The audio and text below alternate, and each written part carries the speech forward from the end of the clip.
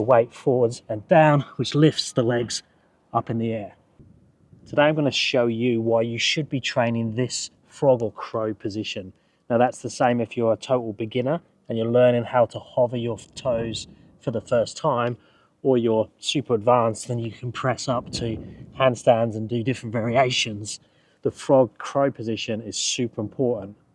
And if you know the right progressions, it can help you towards the skills that you're working towards. So let's start off with the foundations. What's the crow? What's the frog position? So the crow is seen as when I put my knees directly on top of the elbows. Now I could go light toes, or I could lift the toes up like so.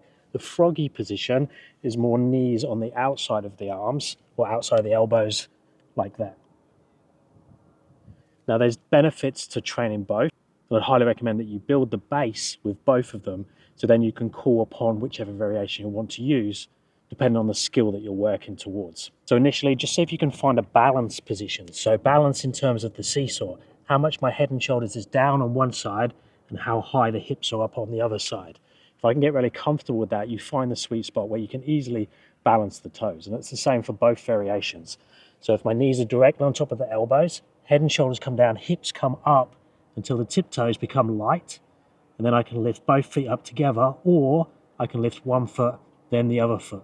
If you're newer to it and it doesn't feel safe, just spend time with like 10% of your weight in your toes. So you'll be a little bit more like this. Build that capacity up there for hold there for time, and then slowly decrease. So now I've only got like 2% of my weight in my toes, and then eventually I can just float the feet off a little bit. You don't want to be firing your feet up in the air and your head and shoulders coming down fast and scaring yourself. You just want to build time in that position. Exactly the same for that froggy position. Now my hips are a little bit lower, my knees are more on the outside, and then I can come forwards and down a little bit with the head and shoulders, which lifts the hip up a little bit, and look, my toes have now become light. Once you get comfortable with that, you can start to play with the transition between the weight forwards and the weight backwards. Think of it as like you're going towards overbalance or underbalance. So if I'm in that position, my overbalance takes me down, my feet come up. I can even play with moving this, so just changing the foot position, which changes the weight. The higher the heels up, the less weight I have in this direction. The lower the feet, the more weight I have in that direction. You can fine tune each of those things. So initially just play with both positions, head and shoulders down, hips and feet up, like so. Then we can start to work to a target. If you turn your hat around, I can now take the head down towards the floor, hips and feet come up, and then back again.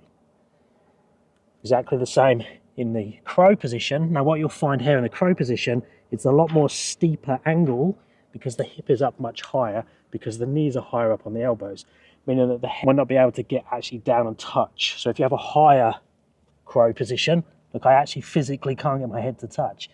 If I have a lower crow position, I can get the head to touch, or in fact, if I go out to the outside and go to that froggy position, it's much easier to get the head to touch, and also much easier to seesaw between the two. Now, as you become more comfortable with shifting weight forwards and down, you can actually take the head down onto the floor and lift the knees off the arms. You could even go all the way up to headstand, come back, place the legs back on the elbows, shift the hips down, shoulders up, and back again. So you can transition between headstand and the crow and the squat. If you're scared of that one and you don't want to take the head all the way down to the floor, what you can do is start in the headstand position, just create a strong triangle, so fingers out to the side. So external rotation, head in front to create a triangle, knees onto the arms. Now shift the hips backwards and down as the head and shoulder comes up. Then you'll be able to transition back and forth. And that's where it's really going to help you with things like handstand push-ups, press handstand, because you can shift the weight forwards and down, which lifts the legs up in the air. So eventually you can do things like that and go all the way up to handstand. Then to step it up even more, we can start to work on the single leg variation. Now, nice and simple, I can start in this position. I can just bring one knee to one elbow, come back again, one knee to the other elbow. Notice I'm bending the arms a little bit as I do that. Now you're going to have to build confidence and strength or conditioning forwards into that position to start to load a little bit more weight into the hands to get that transition. But it's really useful then to start playing with the distance the shoulders go forwards to counterbalance the foot that's left behind. So when I'm in that position, see, I'm coming forwards and down, not just down. If I come down here, this foot back here is going to feel heavy. I need to counterbalance weight by going forwards, down a little bit. We'll bring the hips up, the shoulders down, and then look, what happens is that this foot is now light and I can bring it up like so.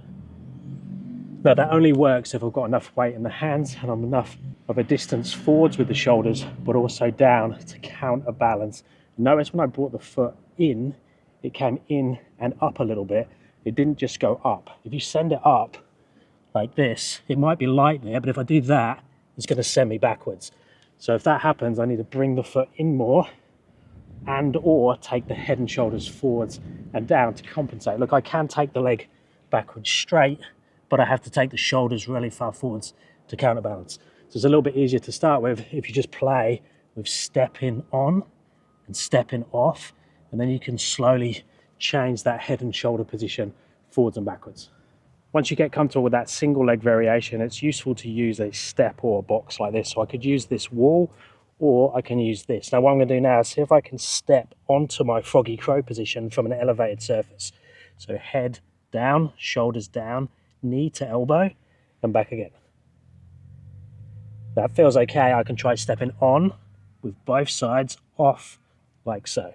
And then I can just slowly increase the height of this. And now you can see I'm going way more up and down with the movement.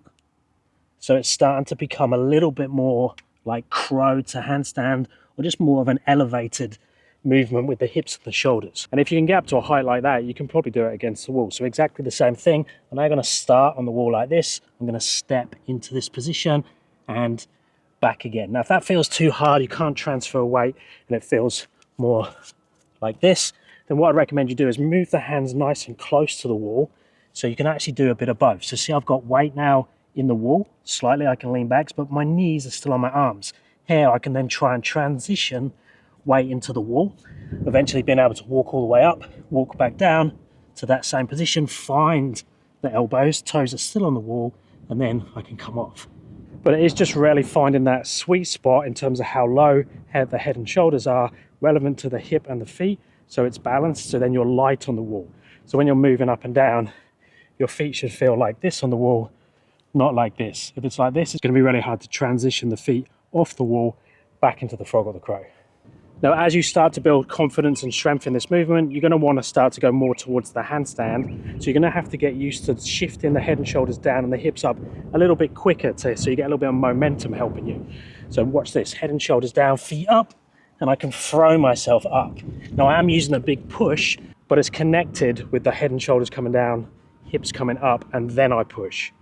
So getting very comfortable with this type of movement, going quicker, and a little bit of a push will help you get up to handstand, whether it's against the wall, chest to wall like so, or back to wall. So here, head and shoulders down, feet over. So it's like I'm falling over as I push, taking the hips and the feet over just enough and pushing at the same time so I go up to the wall. Now that will take lots of practice, lots of conditioning, but eventually you'll be able to slow that down more, and then you can play with going to freestanding or going to the wall. You can play with single leg variations up and down, both back to wall and chest to wall, until you have lots of options and can do whatever you want to do that's going to take you towards the goals that you're working towards, whether that's freestanding handstand push-ups like so, or bent arm press type handstand movements. Understanding that head and shoulder balance with the hips, getting that seesaw correct, is really going to help you. If you need more help with your training towards your handstand push-up or your press handstand, your muscle up, or your freestyle and handstand balance, check out my courses. Links all down below in the description, where you can click on any of these QR codes. I also have my app that has everything. It's just subscription based, where the courses are one-time payment. Let me know if you have any questions down in the comments, and I'll speak to you guys in the next one.